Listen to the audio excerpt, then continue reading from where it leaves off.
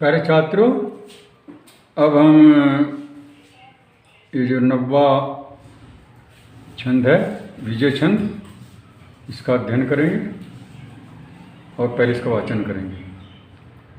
सब छत्रिन आदि देखाहु छुई न छुए बीज नातिक बात डगे, न घट न बढ़ निशि बासर के सब लोकन को तम तेज भगे, भवभूषण भूषित होत नहीं मद मत गजादि मसीन लगे, जलहूँ थलहूँ परिपूर्ण श्री निमि के कुल अद्भुत ज्योति जगै।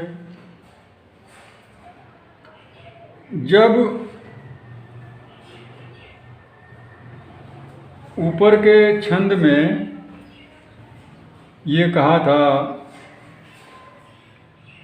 कि ये जो राजा जनक हैं ये राजा भी हैं और योगी भी हैं,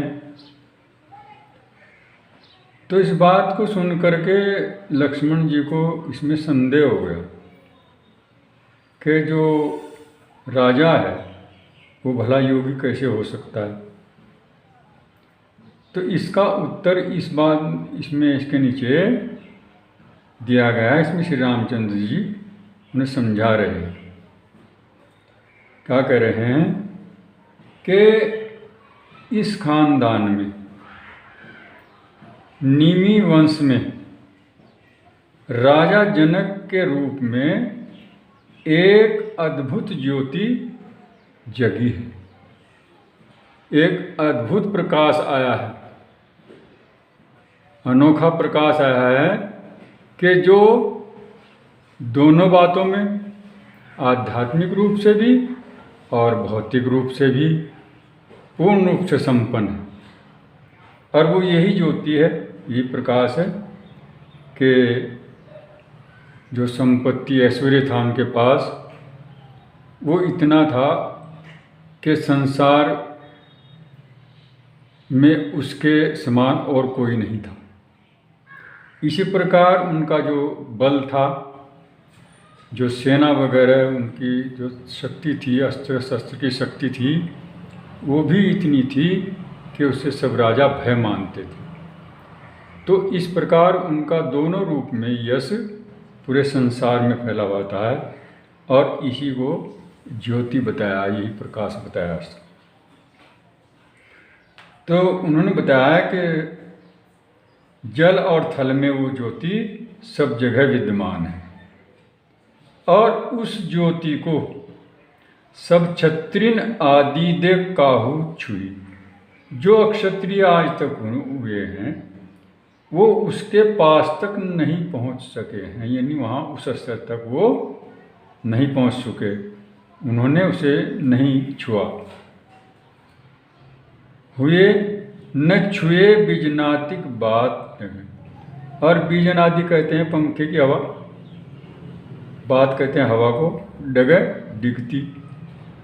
और वो जो बाधाएं थी, जैसे किसी दीपक को पंखे से बुझा दिया जाता है, तो वो किसी भी प्रकार की बाधा से, किसी के आक्रमण के भय से या किसी के अन्य प्रभाव से वो ज्योति नहीं डगी, वो नहीं डिगती थी, अर्थात उस पर कोई हमला नहीं कर सकता था।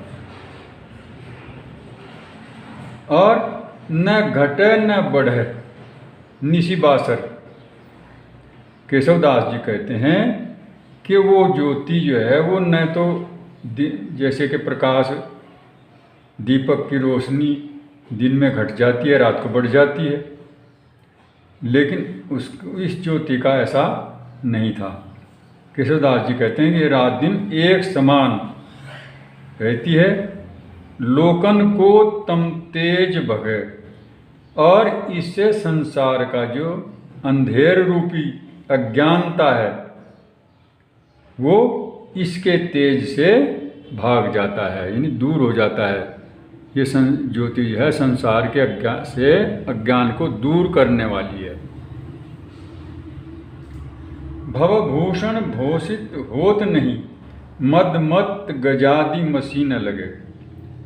और ये मद मत गजाति मसी न लगे, यानी ऐश्वर्य संपन्न इनके पास हाथी घोड़े और अन्य जो सेना है वो शक्ति है अस्त्र शस्त्र की, हालांकि उनके पास बहुत बड़ी शक्ति है, लेकिन वो उसका प्रभाव भी इस पर कोई नहीं पड़ता। यानी इतना होते भी उनके अंदर अभिमान नहीं होता। अभिमान को उन्होंने मसी बताया है, यानी शाही बताया है कि वो शाही घमंड रूपी जो शाही है वो भी इसे छू नहीं सकी, इसको राख नहीं बना सकी, इसको वो कम नहीं कर सकी। और ये ज्योति हमेशा से इसी प्रकार अपना प्रकाश देती आ रही है। और राजा जनक के समय में तो ये पूर्ण रूप से उच्च स्तर पर पहुंच रही है। इस ज्योति को राजा जनक की कोई भी कम नहीं कर सकता और न वहाँ तक पहुँच सकता है।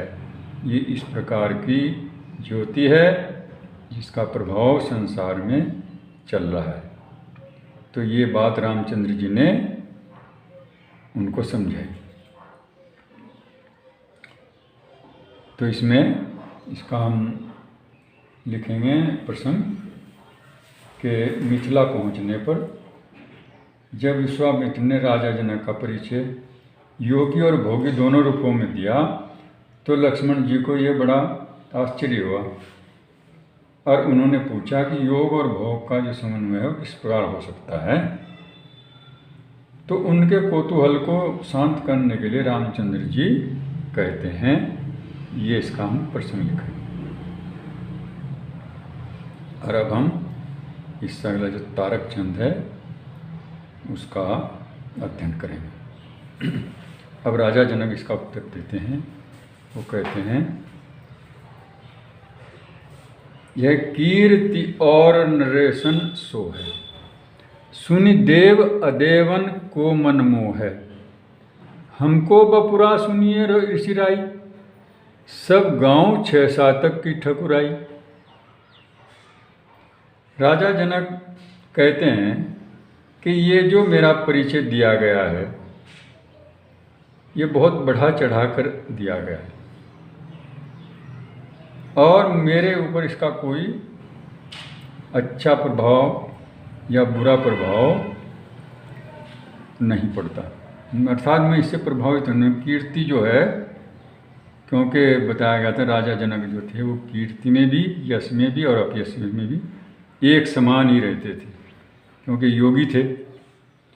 तो वो कहते हैं कि ये जो कीर्ति की गई है ये दूसरे लोगों को, दूसरे राजाओं को ही खुश कर सकती है, उनके लिए ही शोभायमान है।